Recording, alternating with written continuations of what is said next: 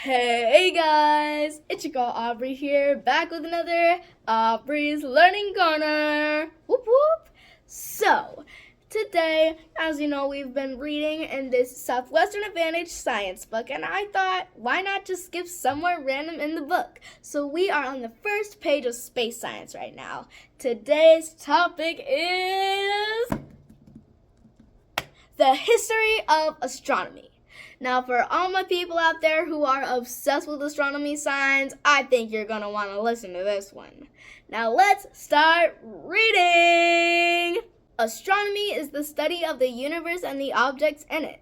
Astronomers observe the sky with telescopes of different kinds that gather not only visible light, but also invisible forms of energy, such as radio waves. Astronomers investigate nearby bodies such as the sun, planets, moons, and comets, as well as distant galaxies and other faraway objects. They also study the structure of space and the past and future of the universe. To many peoples of the ancient world, the stars appeared as points of light attached to a large sphere that rotated slowly around the Earth. This celestial sphere... What is a celestial sphere? Oh, I'm gonna search this one up.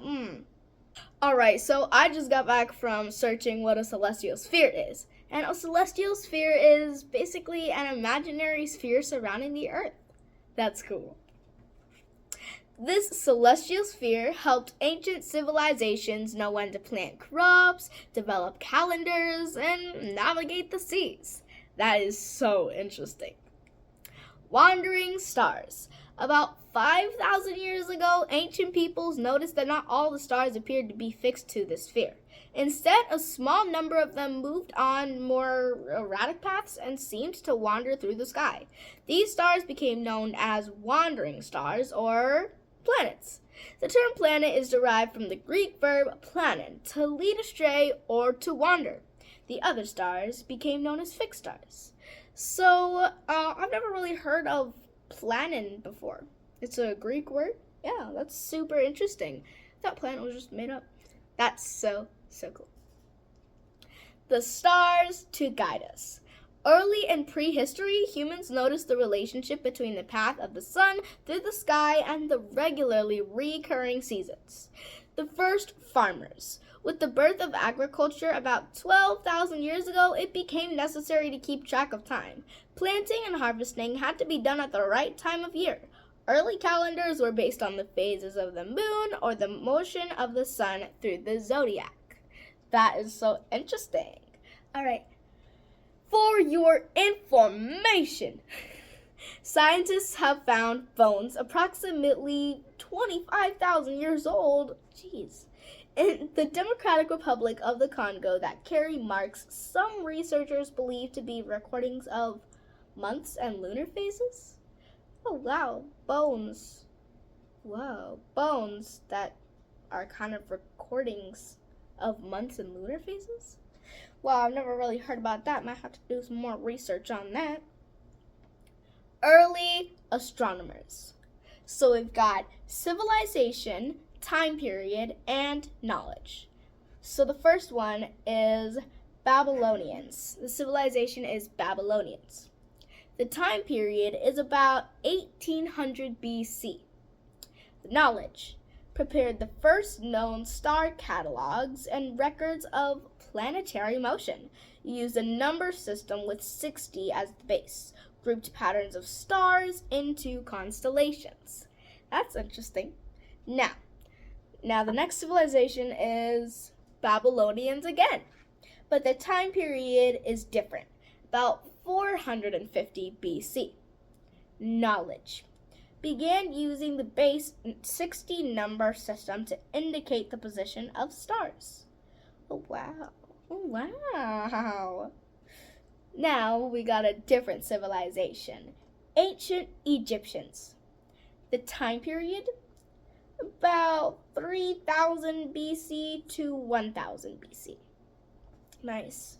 The knowledge used astronomical observations, especially of the stars that rose or set with the sun, for timekeeping and to create a calendar. Planted crops based on positions of certain stars. grouped patterns of stars into constellations. So I think this is, so the Babylonians and the ancient Egyptians both grouped patterns of stars into constellations. Nice. Now, last civilization is the ancient Chinese. The time period, 1500 BC to 200 BC. The knowledge. Kept accurate records of astronomical events may have been helpful to present-day astronomers. First record in 240 BC of the comet that would later be known as Halley's Comet reported several novas, grouped patterns of stars into constellations. All right, so that's all in the early astronomers. Let's keep reading. Lunar calendar. The Babylonians created a calendar based on the phases of the moon. The Babylonians defined the month as the period from one new moon to the next. They divided the year into 12 lunar months. So that is how we got the 12 months of the year. Their calendar was not in tune with the season. A solar is 12 lunar months plus 11 days. Oh, wow. So they inserted an extra month in sportic years. Oh, I've never really heard of that one before. The Babylonians were so accurate in administrating their calendar that today we can trace historical events from 636 BC to AD 45 with a margin of error of just 1 day. Okay, hold on. AD? Have you guys heard of AD before? I've only heard of BC. Oh, wow. Oh, yeah, I'm definitely going to search that one up. Alright, so I just searched up what AD means, and it stands for Anno Domini. And for those who didn't know, BC is before Christ. That's nice. Alright, let's keep reading, you guys. Here you go. Now you guys remember, from 636 BC to AD 45, with a margin of error from just 1 day. Right. Solar calendar. The Egyptians based their calendar on the position of the sun. The Egyptians used a calendar of 365 days and determined the time of year by observing the positions of stars at the spot where the sun would rise. Rises in the east, sets in the west. And I believe we still use the Egyptian calendar, 365 days. Yep. The Egyptian calendar had a problem. After 4 years, it would be 1 day out of step with the seasonal variation of the sun's path. This is because the sun actually returns to its starting position in 365 1/4 days. The zodiac is the area in the sky through which the sun appears to travel. It is divided into 12 sections, each containing a constellation. The zodiac. Ancient peoples noticed that the sun seemed to wander against the background of fixed stars. These early astronomers followed the path of the sun in the sky throughout the year, perceived that the sun occupied a position in the same constellation after approximately 365 days, and they concluded that the sun had traveled a full circle in 365 days. The circle of animals. The path the sun describes on the celestial sphere, or the ecliptic, passes through 12 constellations. Early astronomers and astrologers, especially the Assyrians, attached special importance to these constellations. They named the constellations after mythical people and animals. The band across the sky that contains these constellations is called the zodiac, literally circle of animals. So, as you guys know, there's the Capricorn, the Aquarius, the Pisces, the Aries, and quite a lot of other ones as well. So, it's a big circle, and you know how each zodiac has an animal? Pretty sure that's where the circle of animals comes in. So, here is a little diagram. I'm just gonna insert this right here.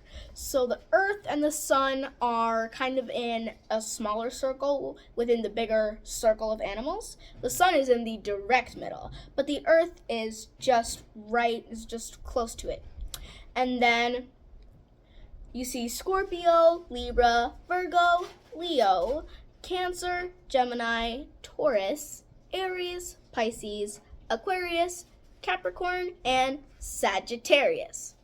Oh, speaking of, what is your guys' zodiac sign? Mine is a Leo.